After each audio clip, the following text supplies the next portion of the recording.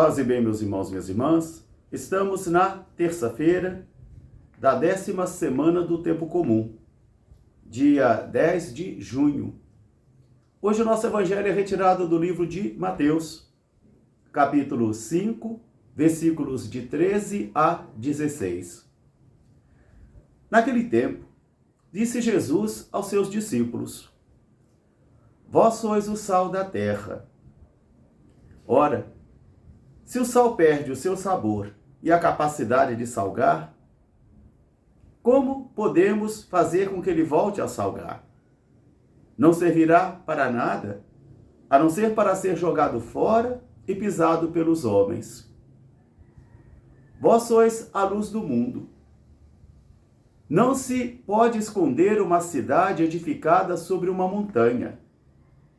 E ninguém acende uma lâmpada para colocá-la debaixo de uma vasilha, mas sim num candeeiro, para que a sua luz brilhe e ilumine toda a casa. Vós sois a luz do mundo.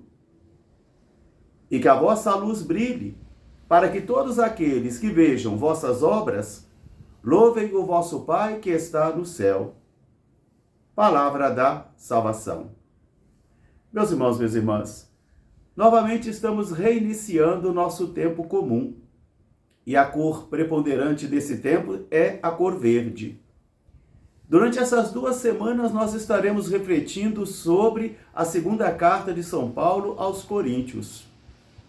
Uma carta onde vai mostrar a fidelidade de Paulo e a luta para viver coerentemente aquilo que ele crer, para cumprir uma lei dos pregadores.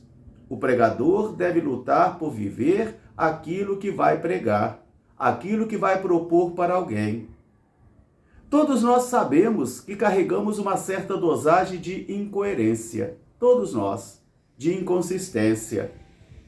Mas mesmo assim, todos nós também temos a consciência de que pouco a pouco temos que progredir para diminuir esse divórcio que há entre o que nós cremos e o que nós fazemos.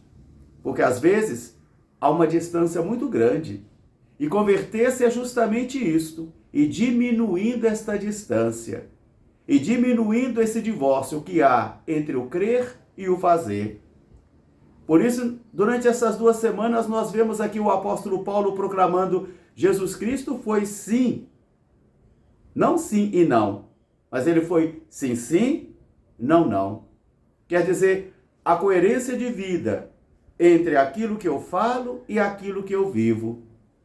Porque o apóstolo está sendo acusado pelos cristãos judaizantes, aqueles judeus convertidos que vinham para tentar desmontar todo o trabalho de Paulo. E dizendo que ele fazia tudo aquilo ali tão somente para aparecer, por vaidade, em busca de dinheiro. Então ele vai dizer, Jesus Cristo é o sim. Não dá para ser sim e não.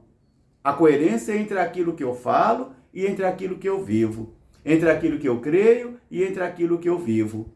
E eu volto a repetir, ainda que eu e você tenhamos esta consciência de que nós carregamos uma certa dosagem de hipocrisia e também de incoerência, porque a igreja não é uma assembleia de homens e mulheres perfeitos. A igreja é una, santa, católica e apostólica em decorrência do Espírito do Senhor e do Senhor Jesus Cristo que está presente em seu seio.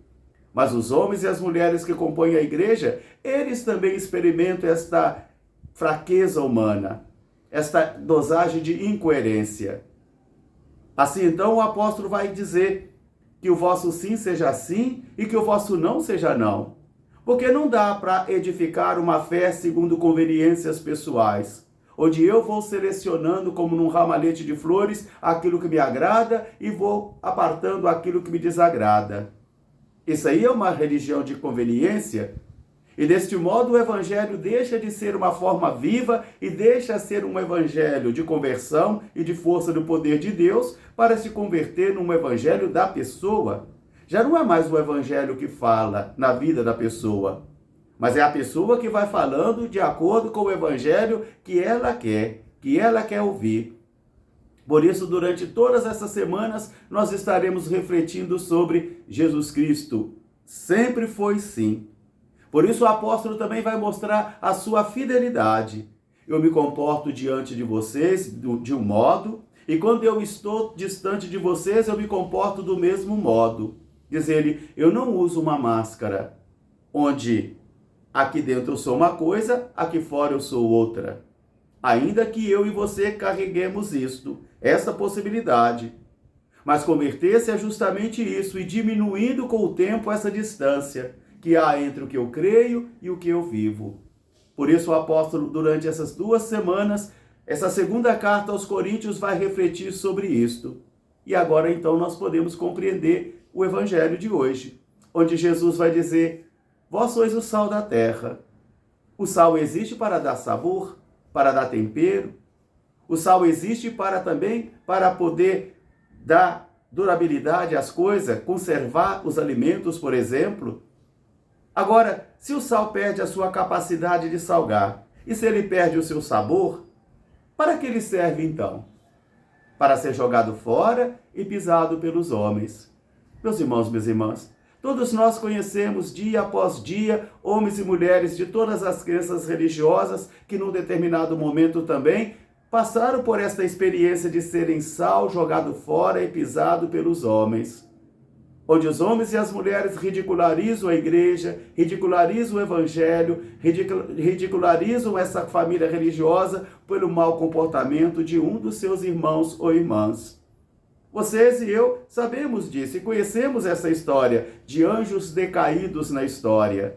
Anjos decaídos, como fora Adão e Eva, como fora Caim, como fora Simão, como fora Judas e tantos outros, como fora o rei Saul, como foram os sacerdotes filhos de Eli, e assim também eu e você. Quantas e quantas vezes também nós somos objeto de escândalo e de contradição para alguém.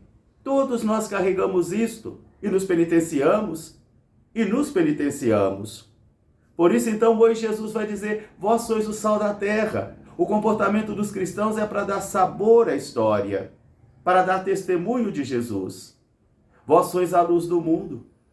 Que a vossa luz então brilhe.